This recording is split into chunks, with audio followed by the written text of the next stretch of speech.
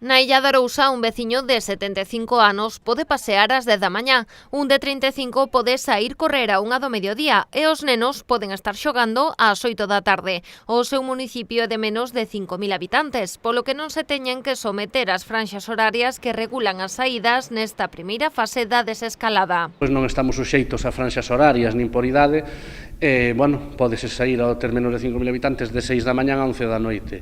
Estes primeiros días da primeira desescalada estámoslo vivindo con total normalidade.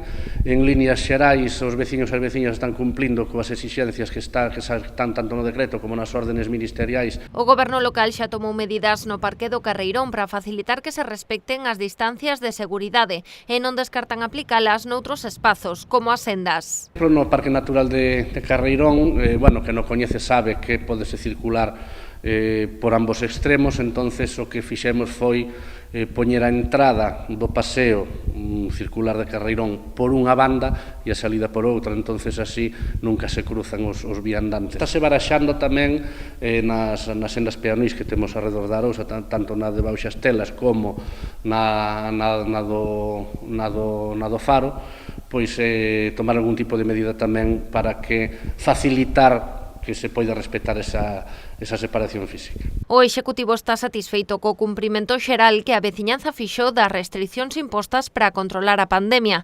Nesta nova fase da desescalada, cada vez pensan máis na reactivación económica da vila. Todos os expectantes sabemos como se vai a desenvolver nunha primeira fase, pero todo o que veña a partir de aí estaremos atentos para, se temos que darlle algún tipo de axuda ou apoio desde o Concello, pois tamén aquí estamos para valorar as posibilidades que hai dentro das normativas que vayan xurdindo desta desescalada e poder intentar que sea chegar á máxima normalidade posible. Pero para que poidamos seguir avanzando na desescalada é fundamental seguir cumprindo coas normas para evitar os contaxios e conseguir frear así o avance do coronavirus.